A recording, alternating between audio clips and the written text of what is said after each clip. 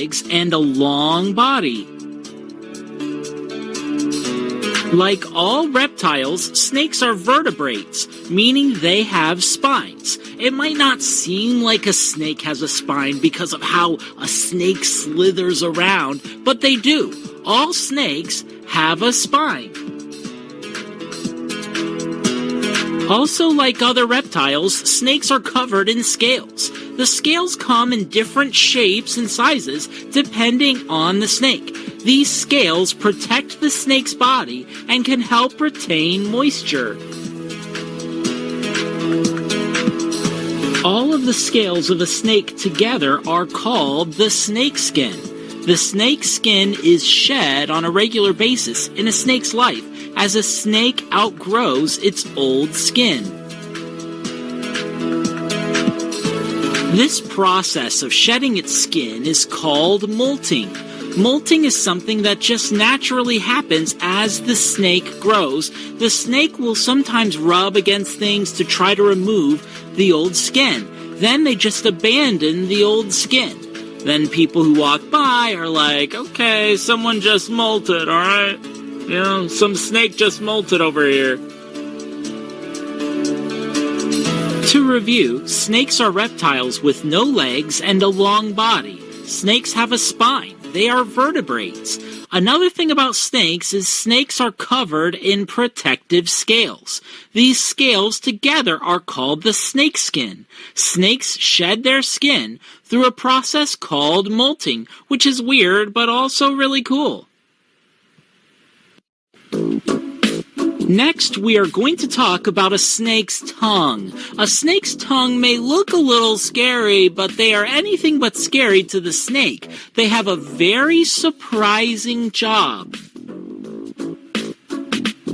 Notice first that the tongue of a snake is forked. A forked tongue is something every snake has. The word forked means that it is divided at the end. The end of a snake's tongue is forked. It is divided into two parts. Now, before we talk about the special job of a snake's tongue, notice that just like us, a snake has two nostrils. But here's the thing. Snakes do not use their nostrils to smell. That's right. So, how do snakes smell? Snakes use their tongues to smell. Isn't that weird? They use their tongues to smell. And because snakes have a forked tongue, they can smell in different directions. It is like they have 3D smelling. When snakes flick their tongues, they are collecting information about their surroundings. They flick their tongues and bring their tongues to the roof of their mouth where they figure out what they are smelling. There are 2 steps to the smelling process, but without their tongues, snakes would not be able to smell anything around them. Now let's look at some more snake facts. The snake is just hanging out on the sidewalk, isn't he? This is fascinating. Snakes are found in every continent except Antarctica. That's right. Snakes are found in every continent except Antarctica. They are all over the world, which is a great thing. See, snakes are very important to each of the ecosystems they live in, and are helpful to us human beings too. Even if you're scared of them, snakes work hard to make this planet a better place to live. You might be wondering, what do these wiggly, slithery creatures do for us? Well, snakes are hunters. That's right, snakes are hunters. They love to hunt and kill small to medium-sized creatures. Without snakes, rodents, frogs, lizards, and more would be all over the place. The largest snakes in the world eat even larger creatures, but most snakes eat small to medium-sized creatures because they swallow their food whole. They don't chew like we do.